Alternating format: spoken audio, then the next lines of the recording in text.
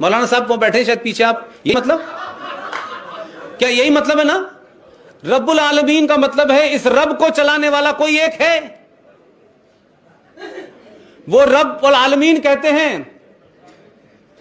हम उसको कुछ और कहते हैं, क्या कहते हैं हम लोग उसको? सृष्टि को चलाने वाला ईश्वर कहते हैं। लेकिन आपसे सवाल है मौलाना साहब, मेरी बात अगर सच लगे तो पूरे बरेली में लोगों से पूछिए, मोहम्मद साहब के दामाद उनकी बेटी फातिमा के पति को फजर की नमाज में किसने मारा था? आरएसएस ने, मोहन भागवत ने, बीजेपी ने, हिंदुओं ने, किसने मारा था? मोहम्मद साहब के नवासे को करबला के मैदान में 3 दिन तक भूखा रखा गया, हुसैन को मारा गया, किसने मारा गया? भी कौन थे वो लोग? कहां से आए थे वो लोग? हम थे? हमें तो आज भी नहीं जाने दे रहे आप। मैं इसलिए कह रहा हूं, सच्चाई का सामना कीजिए। पूरी दुनिया में जो जलीलो ख्वार हो रहा है मुसलमान, उसके लिए मुसलमान खुद जिम्मेदार है। शुक्र होना चाहिए हिंदुस्तान के मुसलमानों को, एहसानमंद होना चाहिए हिंदुस्तान के मुसलमानों को कि मुसलमानों में चाहे मोहम्मद के दामाद हो, चाहे उनके नवासे हो, मोहम्मद साहब के खानदान के मारने वालों में एक भी हिंदू का नाम नहीं है। जो मार रहे थे वो नारे तकबीर अल्लाह अकबर का नारा लगा रहे थे, वो कुरान मजीद की आयतें पढ़ रहे थे, वो पहला कलमा पढ़ रहे थे। तो मोहम्मद साहब के घर वालों को मारा किसने? आपके लोगों ने मारा। अब कौन सा फिरका था, कौन सा फिरका नहीं था, यह आपका घर का मामला है। हमने तो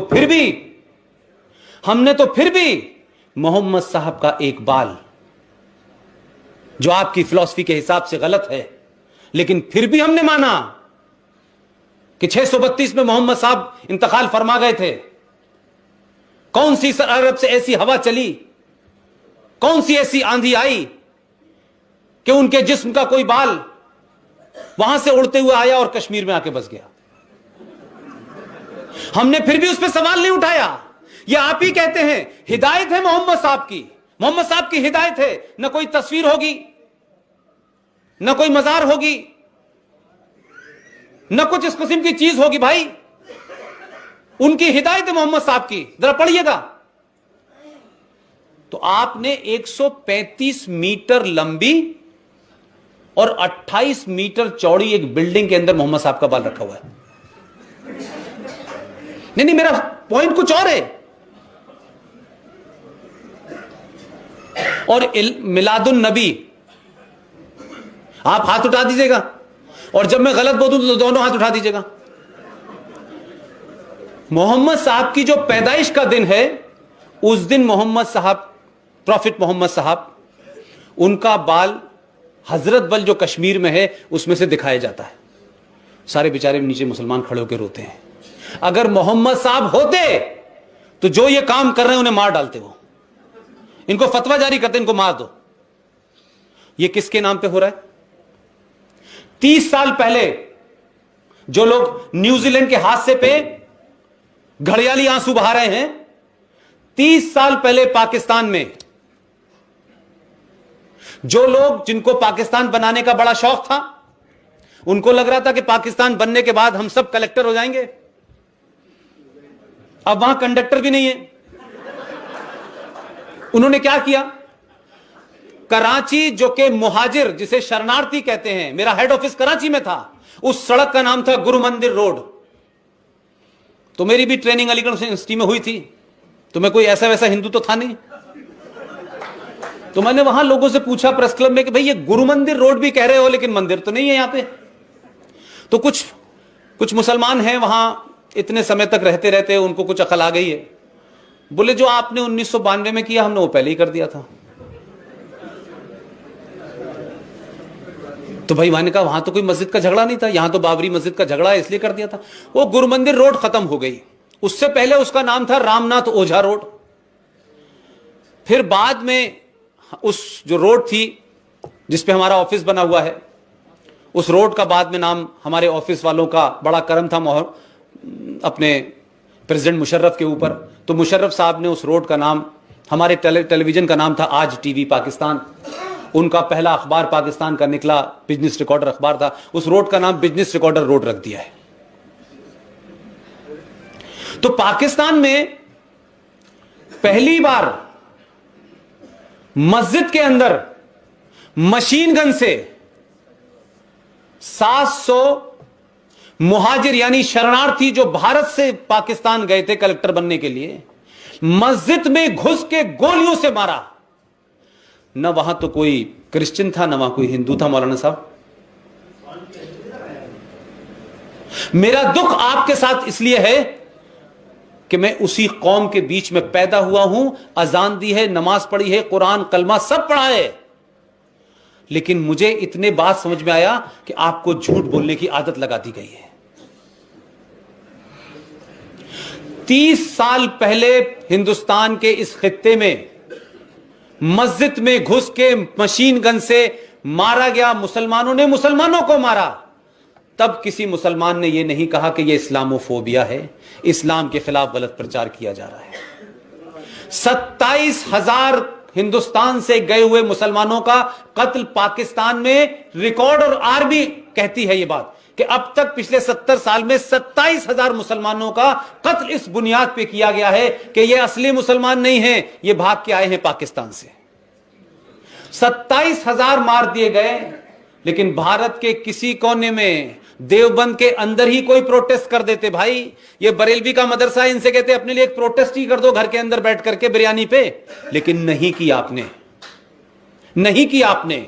मेरी शिकायत ये है आपसे कि जिससे आपका खून का रिश्ता नहीं है, जिससे आपका कोई कल्चर रिश्ता भी नहीं है, वो रोहिंग्या जब हिंदुस्तान में आ रहे थे तो बंगाल में 1 लाख मुसलमानों का जुलूस था, और नारे क्या लग रहे थे? नारे लग रहे थे, रोहिंग्या हमारे भाई हैं और आर्यन वापस जाओ। ये जुलूस नहीं देखा आपने। आपने एक जुलूस देखा होगा कि रोहिंग्या के मुसलमानों के हित में खड़े होने के लिए, उनके साथ सॉलिडरिटी शो करने के लिए आपने बॉम्बे के आजाद मैदान में क्या किया। मुझे उसमें दुख नहीं है कि आप प्रोटेस्ट करें, क्योंकि इस्लाम यह कहता है कि स्टेट का कंसेप्ट नहीं है इस्लाम में, नेशन का कंसेप्ट नहीं है इस्लाम में। इस्लाम के अंदर उम्मा का कंसेप्ट है कि अगर मार्स में और मंगल ग्रह पे भी मुसलमान कोई रह रहा है तो उसके लिए इनका फर्ज पहले है।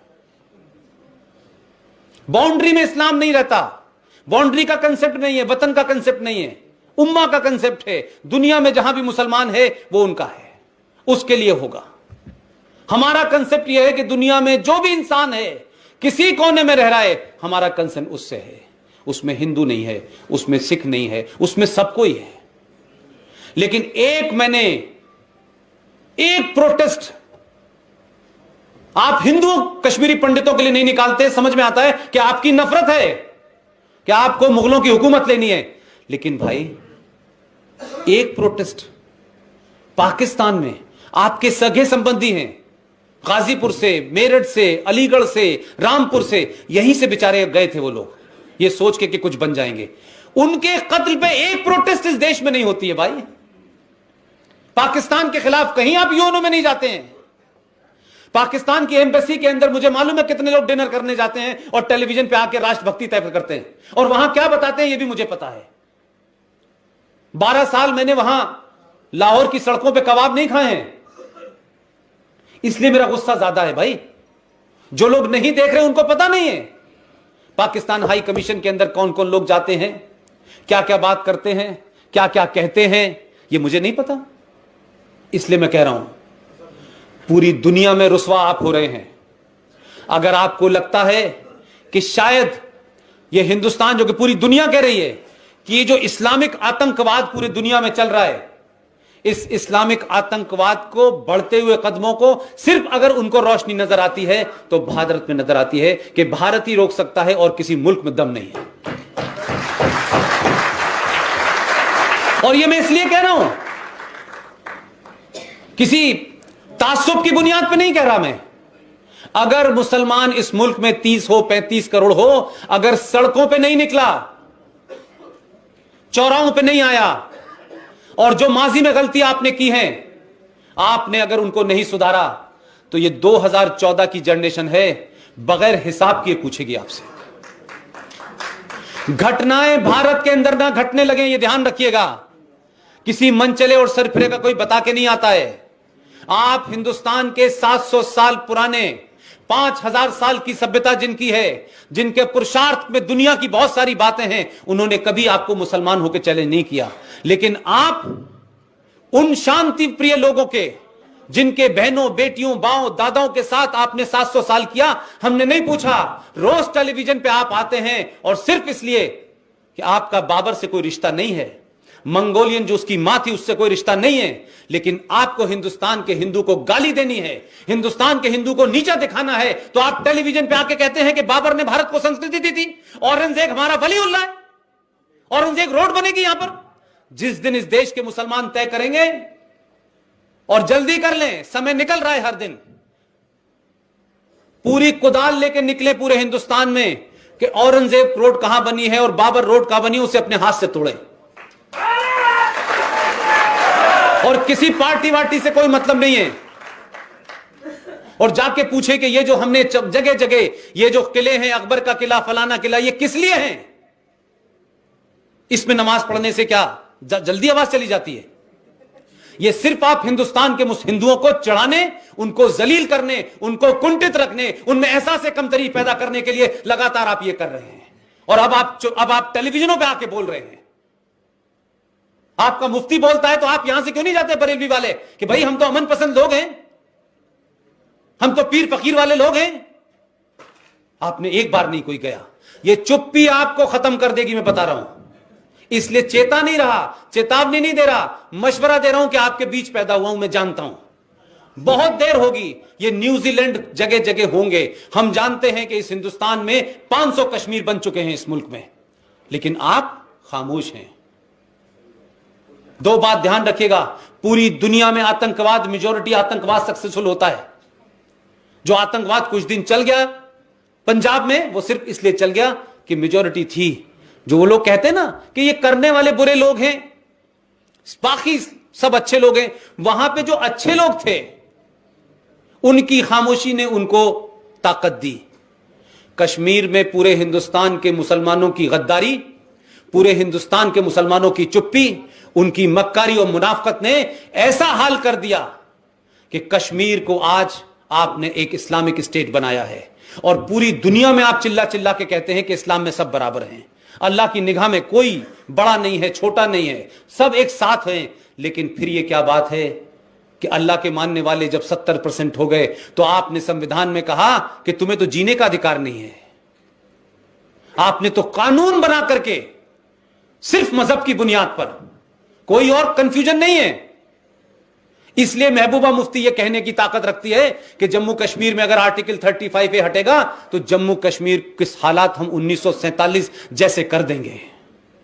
हिंदू बोलेगा तो वो कम्युनल है, मुसलमान खामोश रहेंगे, वो अपना काम करते रहेंगे। ये चुप्पी खतरनाक है।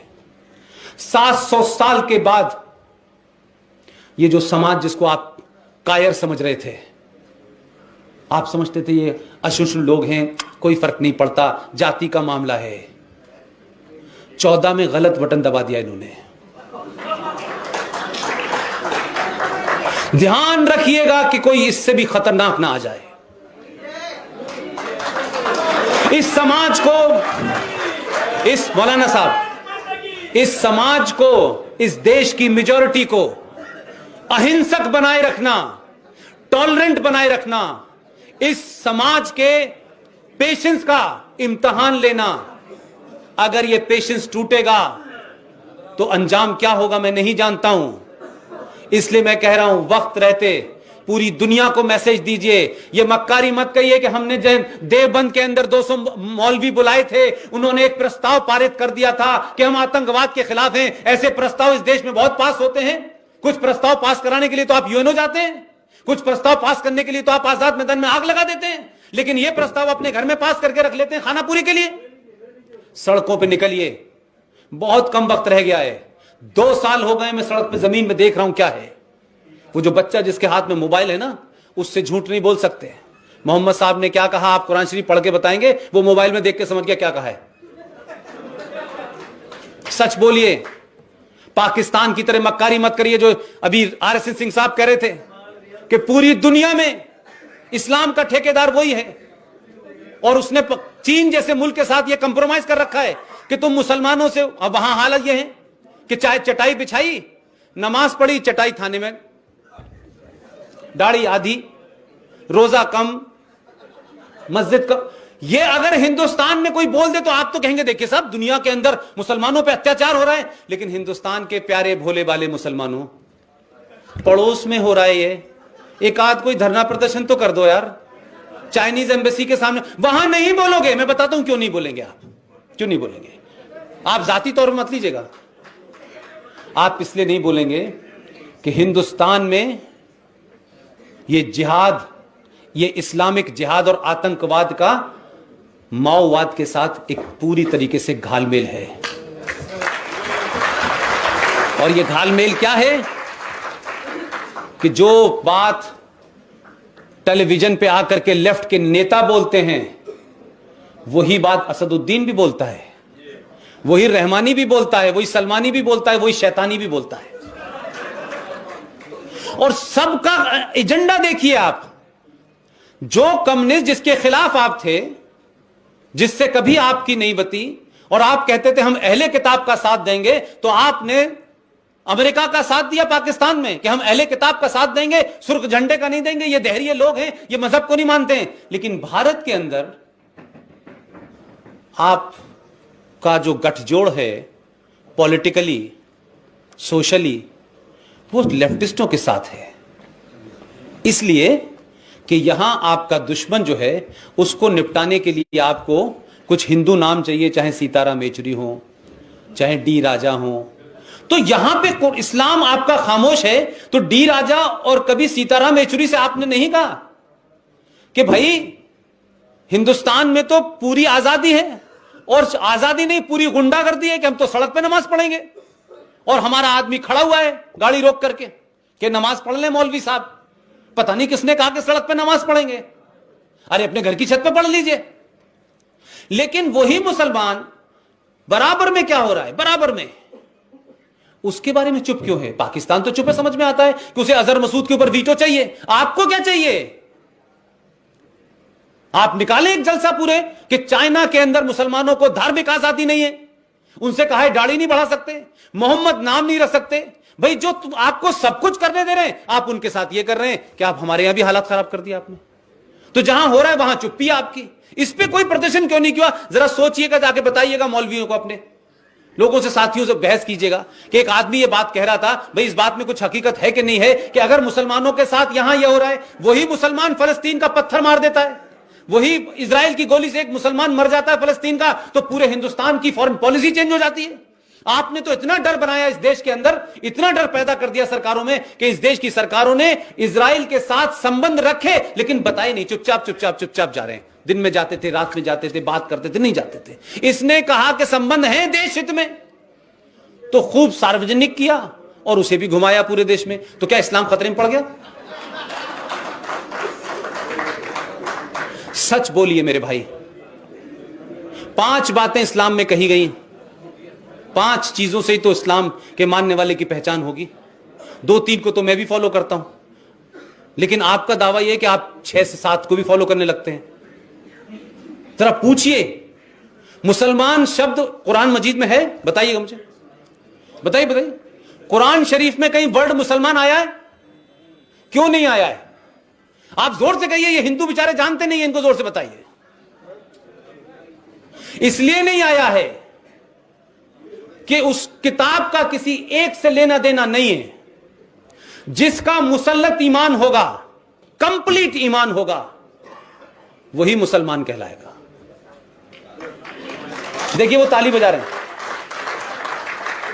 लेकिन मुझे दुख यह है कि इस्लाम और मुसलमान के नाम पे सुबह से लेकर शाम तक हजारों चीजें हो रही हैं। ऐसी ऐसी बातों पे फतवे दिए जाते हैं जिसमें मुझे समझ ही नहीं आता। भाई कुरान शरीफ में रोजा, नमाज, ज़कात, ईमान, यही 5 चीजें हैं। अब बहस इस बात पे हो रही है भाई कि ये जो लाउड स्पीकर आपने लगाया हुआ है, आप एक ऐसे देश में रह रहे हैं जो इस्लामिक मुल्क नहीं है, यहां शरिया नहीं है, यहां इस देश का एक कॉन्स्टिट्यूशन है। आपको अच्छा लगे तो रहिए, नहीं अच्छा लगे तो पड़ोस में चले जाइए। मैं एक बात कहने के लिए कह रहा हूं, किसी से कह नहीं रहा कब चले जाइए। लेकिन मैं जो बात आपसे कहना चाहता हूं, हमने कहा कि भाई आप क्यों भाई 5 वक्त आप नमाज पढ़ते हैं, आप पढ़िए नमाज। हम तो जिंदगी भर नमाज से उठते थे, क्योंकि उस वक्त हमारे घर के से लगी हुई मस्जिद थी, नमाज होती थी, हम उनको चाचा जान कहते थे, उनकी नमाज से उठते थे। लेकिन अब कहते हैं कि नहीं, उन लोगों को रोकिए जो इस किस्म के स्टेटमेंट देते हैं कि नहीं नहीं हमारे यहां अजान अलाउ है, लेकिन माइक पे ही होगी ना अजान, माइक पे, उसके बाद तो नहीं हो सकती। मैंने उनसे कहा मूर्खों, 632 में मोहम्मद साहब चले गए और ये लाउड स्पीकर तो भी 100 साल पहले आया है, तो ये हराम और हजाम कहां से आ गया भाई? कुरान शरीफ में पहले ही लिख लिया था कि लाउड स्पीकर आने वाला है, तो ये हराम होगा कि नहीं होगा? भाई लाउड स्पीकर उतार दीजिए। मैं इसलिए कह रहा हूं कि जो जो लाउड स्पीकर लगाकर अजान देते हैं, और हिंदुओं के लिए भी कह रहा हूं मैं, जिन मंदिरों में पुजारी टेप रिकॉर्डर लगा के चला जाता है, वहां कभी मन्नत पूरी नहीं होने वाली आपकी। अल्लाह ने जज्बा देखा, भगवान ने आपका जज्बा देखा, ये नहीं देखा कि आपने सुबह सुबह उठे पंडित जी, उन्होंने घंटी भी नहीं बजाई, घंटी भी टेप रिकॉर्डर में बज गई, गाना भी, वो भजन भी चल गया और बंद भी हो गया, पंडित जी आखिर में आए, उन्होंने कुछ पैसे इकट्ठे किए, चले गए। ये नहीं होगा। आपके अंदर भी कुरीतियां आई हैं, आप भी किन्हीं ऐसे ही नहीं है, क्या कहते हैं, सारा दोष किसी और का है, आपके अंदर भी कुरीतियां हैं, आपने भी चीजों को खराब होने दिया है। वो तो हो रहे, समझ में आता है, उनकी तो समझ में आ रहा है।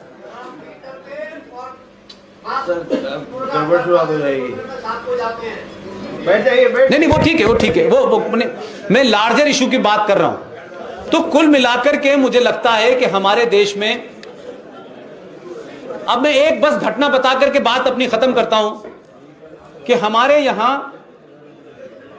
इस व्यवस्था को आप लोगों को तय करना है, इस समाज को तय करना है। लास्ट मेरा सेंटेंस है, ऊधम सिंह का नाम सुना आप लोगों ने? ऊधम सिंह के परिवार के एक लड़के ने 5 साल तक, मैं भी उससे मिला हुआ, 5 साल तक लोगों की ठोड़ियों में हाथ डाली, बेचारा फटे पैर, टायर की चप्पल पहने हुए दिल्ली में घूम रहा था। उनके इमीडिएट परिवार का लड़का था। उसको देख के लगता था कि इसने शायद महीनों से कभी खाना भी नहीं खाया होगा। वो एक ड्राइवर की नौकरी मांग रहा था, ड्राइवर की नौकरी। मुझे ड्राइवर की नौकरी तो वही आती है। इतनी सरकारें रही, मैं संवेदनहीनता की बात कर रहा हूं। आपका समाज जो है जब बहुत सेल्फिश हो जाता है तो ये घटनाएं घटती रहती हैं। इसलिए आप जब आइकॉन जिनको कहते हैं, तो हमारे यहां आइकॉन पैदा क्यों नहीं होते? क्योंकि भगत सिंह पैदा हो नहीं सकता, कि भगत सिंह तो टेररिस्ट था, सुभाष चंद्र बोस वॉर क्रिमिनल थे। तो हमारे यहां बौने लोग पैदा हो रहे हैं क्योंकि उन्हीं को हीरो बनाया जाता है। उनको लगता है ये जब हीरो बनने तो हम क्यों महान बने यार, पागल हो गए कि हम वीर सावरकर बने। उस लड़के ने एक दिन आत्महत्या कर ली। अखबार में एक छोटी सी खबर बनी। इसी हिंदुस्तान में एक गुंडा, बदमाश, देशद्रोही, गद्दार मुसलमान है जिसका नाम है सैयद अली शाह गिलानी, जो हुर्रियत का चीफ है। उसके परिवार के एक लड़के को 1 लाख रुपए की नौकरी जम्मू कश्मीर सरकार ने दी है। इसलिए ऊधम सिंह नहीं पैदा होंगे। इसलिए आपने आइकॉन पैदा करने वाले लोगों के बनाना ही बंद कर दिया। इसलिए जो लोग पैदा हो रहे हैं वो सैयद शाह गिलानी वाले लोग पैदा होंगे, वो सलाउद्दीन ही पैदा होंगे, वो यासीन मलिक ही पैदा होंगे। मैं आपसे कह रहा हूं, सारा काम सरकार का नहीं होता। सरकारें किसी और काम के लिए आती हैं, वो उतने ही काम के लिए आती हैं कि वहां स्ट्राइक होनी है, जीएसटी लगानी है, सड़क बननी है। देश समाज बनाता है। आप अपनी जिम्मेदारी को समझें, खतरों को समझें। पुलवामा का अटैक हजारों होंगे, लेकिन मैं कह रहा हूं पुलवामा से ज्यादा सर्जिकल स्ट्राइक इस देश के अंदर गद्दार देशद्रोही बैठे हुए हैं, व्यवस्था में बैठे हैं, सत्ता में बैठे हैं, इंस्टीट्यूशंस में बैठे हुए हैं, उनको मारना जरूरी है। बहुत बहुत शुक्रिया, थैंक यू।